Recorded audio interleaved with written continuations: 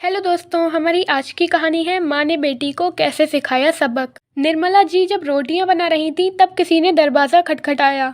बेचारी निर्मला जी ने जब तक रसोई से निकलकर अपने आटे से सने हाथ धोकर पहुँचे तब तक लगातार दरवाजे की कुंडी खटकती रही।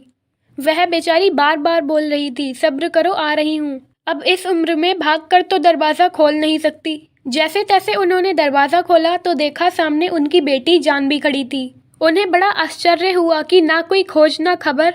मैंने भी बुलाया नहीं है, ऐसे कैसे अचानक से आ गई। बेटी को घूरते हुए निर्मला जी बोली, आने से पहले खबर तो की होती। अकेली आई हो, दामाद जी और बच्चे वो कहाँ हैं? निर्मला जी ने एक साथ ही अपनी बेटी से कई सवाल कर डाले। माँ कोई अपनी लाडली इकलौती बेटी का स्वागत ऐसे करता है? मुझे तो ऐसा लगा था आप मुझे यूं अचानक से सामने देखकर खुशी से चिल्लाने लगोगी और मुझे गले लगा लेंगी, लेकिन यहाँ तो उल्टा ही हो रहा है। आप दुनिया की पहली ऐसी माँ होगी जो अपनी बेटी को आया देखकर खुश होने की बजाय परेशान हो रही हैं। क्या मैं अकेली नहीं आ सकती? हर बार आपके दामाद जी और बच्चों के साथ आना जरूरी है? कहते हुए जानवी घर के अंदर आ गई और अपना सामान रखते हुए पूछने लगी, भाभी नहीं दिख रही? भाभी जल्दी से नाश्ता पानी लाइए, आपकी ननद आई है। तो उसकी माँ ने कहा, बहू घर पर नहीं है, किट्टी में गई है। ओह, तो इसलिए आप घर संभाल रही हैं और खाना पका रही हैं। आपकी बहू के तो ठाठ है, सासू माँ घर भी संभाल लेती हैं और बहू के आने से पहले खाना पका कर भी रख देती हैं। उन्हें तो घर आकर कुछ करना ही नहीं पड़ेगा। क्या खूब किस्मत है भाभी की। और एक मुझे देखो, मेरी सास तो मुझे कभी एक गिलास पानी भी नहीं देती। जानवी ने ताना मारा। निर्मला जी बोली, बेटा प्यार और इज्जत पाने के लिए पहले हमें देना पड़ता है, तब मिलता है। ससुराल में अपनी जगह बनानी पड़ती है, वहाँ सब कुछ आसानी से हासिल नहीं होता। तुम अपनी सासू माँ से एक गिलास पानी की उम्मीद कर रही हो? क्या तुमने उनकी बहू होकर उन्हें कभी एक गिलास पानी दिया है? तुम शादी के बाद ससुराल में रही ही कब हो? जब तुम्हारा मन करता है तब सामान उठाया और चली आई मायके। मायका और ससुराल एक ही शहर में होने का ये मतलब बिल्कुल नहीं होता कि जब मन करे चली आओ। मायके में भी बेटियों को इज्जत तभी मिलती है जब वो इज्जत से आती हैं। रोज रोज बिन बुलाए आने से तो कोई नहीं पूछेगा। तुम मेरी बहू से बराबरी मत करो।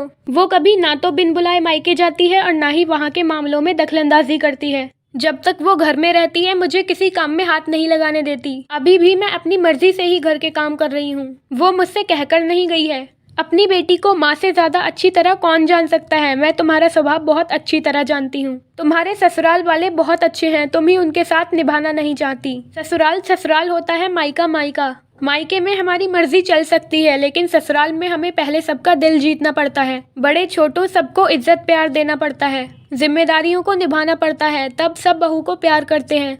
तुम कोई जिम्मेदारी निभाना नहीं चाहती, इसलिए रोज मायके चली आती हो, यहाँ आकर भी यही करती हो। जब मुझे तुम्हारा व्यवहार पसंद नहीं आता तो तुम्हारे ससुराल वालों को कैसे पसंद आ सकता है? तुम कह रही हो आपकी बहू के ठाठ बाट हैं, तो बिल्कुल सही बात है। उसने यहाँ हम सबके दिलों में अपनी जगह बनाई है। वो रोज रोज तुम्हारी तरह ससुराल वालों से लड़ झगड़ कर मायके नहीं भागती। शायद इसीलिए ससुराल और मायके दोनों में ही उसकी इज्जत है। जब तक उसे बुलाया नहीं जाता वो कभी नहीं जाती। आज माँ ने खूब कसकर बेटी को उसकी नादानियों के लिए लताड़ लगाई, क्योंकि उन्हें लगा कि अभी उसे नहीं समझाया तो वो कभी नहीं समझेगी। तब तक बहू भी आ गई। अरे दीदी, आप कब आई? मुझे फोन कर दिया होता तो मैं तुरंत आ जाती। नहीं भाभी, मैं वापस जा रही हूँ। अभी मेरी सासू माँ का फोन आ गया, उनके सीने में दर्द हो रहा है, मुझे जाना ही होगा। फिर आऊंगी आपके पास रहने। यह बोलकर जानवी अपना सामान लेकर वहाँ से रवाना हो गई। बहू लक्ष्मी उसे रोकती रही। सासू माँ ने बहू को भी बेटी को रोकने से मना कर दिया। जाने दो बहू, पहले अपना घर संभाले, उसके बाद मायके आए। तुम भी तो कभी बिन बुलाए मायके नहीं जाती। लक्ष्मी भी समझ गई कि सासू माँ ने अपनी बेटी को जिंदगी का सबक पढ़ाया है, तभी वो दरवाजे से उल्टे पांव वापस लौट गई।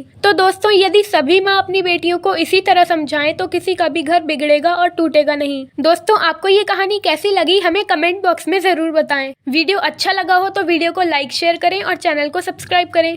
वीडियो को एंड तक देखने के लिए शुक्रिया।